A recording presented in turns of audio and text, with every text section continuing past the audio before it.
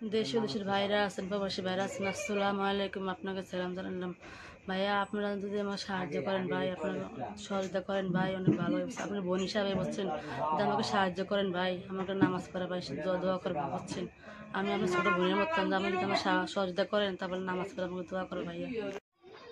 সম্মানিত দর্শক ভাই ও বোনেরা, আসসালামু আলাইকুম রাহমাতুল্লাহি ওয়া বারাকাতুহু। দেশ ও দেশের বাইরে যারা এই মুহূর্তে আমাদের প্রতিবেদন দেখছেন, আপনাদেরকে প্রীতি ও শুভেচ্ছা জানিয়ে শুরু করছি আমাদের আজকের প্রতিবেদন। দর্শক, আজ আমরা আপনাদেরকে নিয়ে এসেছি কল্যাণপুর সালমাপুর বাসায়। দর্শক, এই বোনটির এর আগেও আমরা এক এক করে দুইটি প্রতিবেদন করেছিলাম। জানি না এই বোনের আপনাদের সহযোগিতা কেমন পেয়েছে। আমরা তার জীবনের গল্প সরাসরি তাদের কাছে জিজ্ঞাসা করব। চলুন দর্শক, আমরা সরাসরি ওই বোনটির কাছে যাই। আসসালামু আলাইকুম বোন। ওয়ালাইকুম সালাম ভাই, ভালো আছেন? ওয়ালাইকুম সালাম ভাই, ভালো আছি। আপনি কেমন আছেন? ভাই, আপনাদের ভালোই আছে। তো বোন, এর আগে আমরা আপনার দুইটি প্রতিবেদন করেছিলাম, আপনি কেমন সহযোগিতা পেয়েছেন? ভাই পাইছি মোটামুটি, আমার রুম ভাড়া বাজছিল বলছেন, রুম ভাড়া দিছি মোটামুটি, যা পাইছি ভাই রুম ভাড়া দিছি ভালোই ভাই। এখন ভাই কেউ সাহায্য করতেছে না বলছেন। দুইটা প্রতিবেদন করছি, প্রথমে ভাড়া কল দিছিল, মাঝখান থেকে করছে কল কম আসে। এরপর আবার বলছেন আসি আপনাকে ধরে হাত পাশার লেগে আসছে ভাই। এখন ভাই কল আসে না, কল কমে আসে, টাকা পয়সা কেউ সাথে দেয় না ভাইয়া। যা পাইছি রুম ভাড়া দিচ্ছি। আমরা আপনাদের আসি, মানে আবার সাহায্য করেন আমার কিছু। তো বোন, আপনার পিছনে কিছু কথা বলি আমরা। তাই আপনার দেশের বাড়ি কোথায়? ভাই ভোলা আমার দেশের বাড়ি। দেশের বাড়ি বলা কোথায়? ভোলা ইলিশা।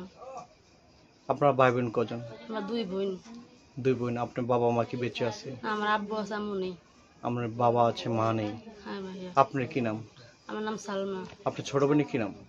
বোনের নাম আসমা। আসমা।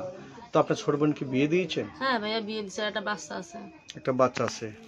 ওদের কি অবস্থা বোন? হ্যাঁ ভালোই, ওরা গৃহস্থী দিকে মেয়ে বিয়ে দিছে, জামাই ভালোই আছে।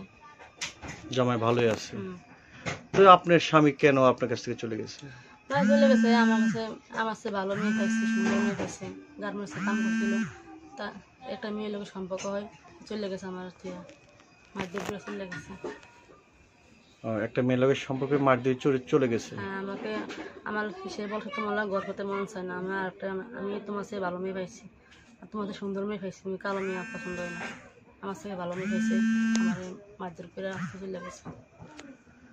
আপনি এখন আপনার সংসার কিভাবে চলে? ভাই সরি, অনেক কষ্টই আছে, এখন কষ্টের দিকে তো আপনার কাছে হাত বাড়াতে আসছি। তো আপনার এর আগে যে দুটা প্রতিবেদন করেছিলাম, আপনার ফোন কেমন এসেছিল? ভাই প্রথম করছিলাম ভালোই কল আসছিল, মাঝখান দিয়ে করছি মোটামুটি আসছিল, অনেকে সাহায্য করছে, অনেকে করে না, খালি ফাও কথা খারাপ কথা বলে।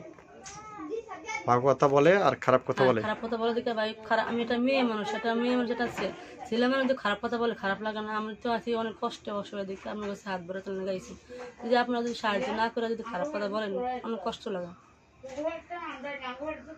তো বোন, আপনার স্বামীর বাড়ি কোথায়? হ্যাঁ, আমাকে দেশে, আমার জামাই বাড়ি, আমার বাড়ি এক জায়গায়। আপনাদের বিয়ের সাথে কি লাভ ম্যারেজের মাধ্যমে হয়েছে নাকি বাপ মা দিচ্ছে? বাপ মা দিছে। তো আপনার স্বামী চলে গেছে, আপনার অন্য ছিল কি?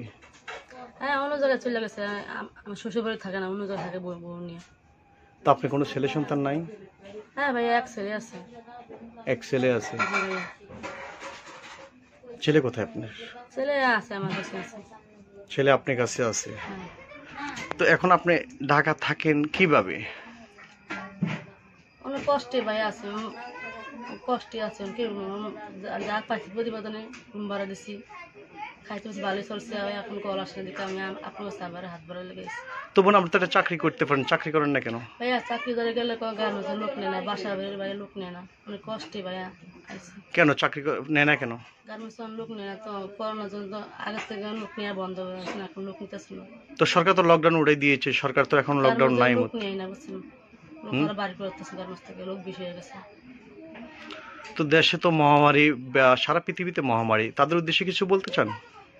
হ্যাঁ, বলতে চাই দেশের প্রবাসী ভাইরা সুস্থ থাকে, ভালো থাকে, করোনার ভিতরে দূর থাকে বুঝছেন, তাদের নামাজ পড়া দোয়া করুন, সুস্থ থাকে।